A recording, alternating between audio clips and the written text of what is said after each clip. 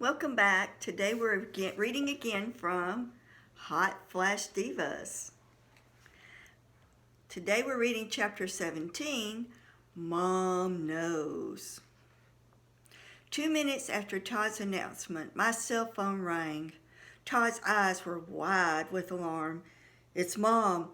I know it's her. She had me on the phone for an hour chewing my ass up one side and down the other." That brought a smile to my face as I accepted the call. "Hello, Joyce. I don't care if that idiot son of mine is divorcing you. I'm not. You're still my daughter." I could tell by her tone that Joyce was pissed. "Grandmother O'Leary feels the same way. You're still invited to the family reunion in August." "Tell Grandmother O'Leary that I appreciate the invitation to the family reunion this year."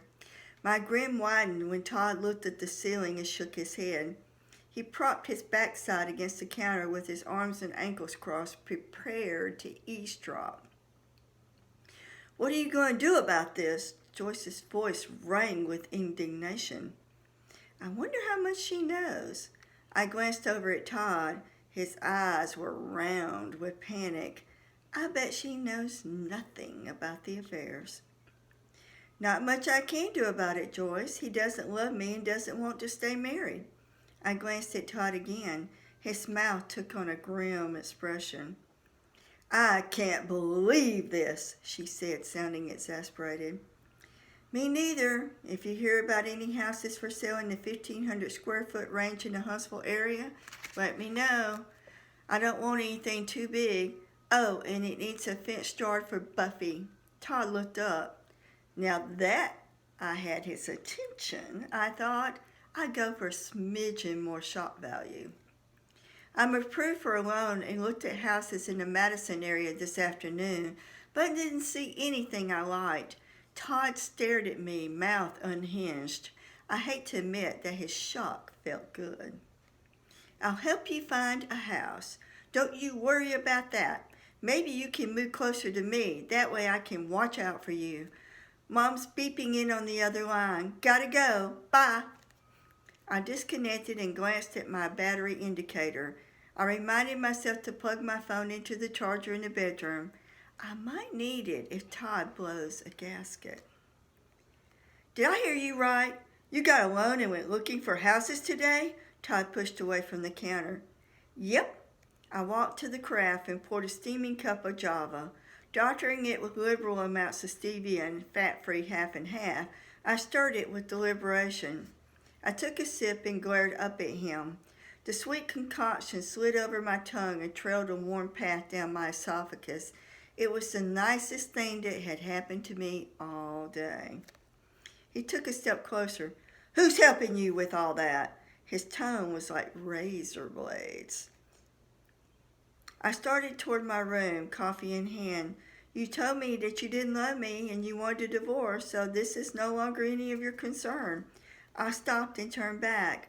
"By the way, after you pay me my half of the equity, you can have the house. I suggest you get a loan. Soon."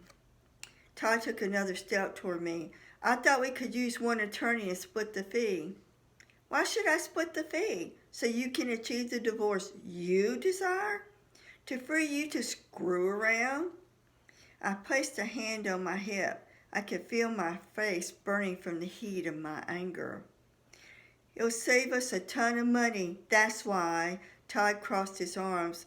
"Gina is representing me at no charge." I threw that fact out there like a slap in the face.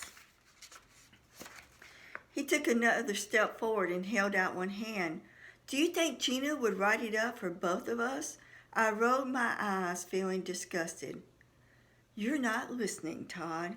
If you want a divorce, you have to hire an attorney.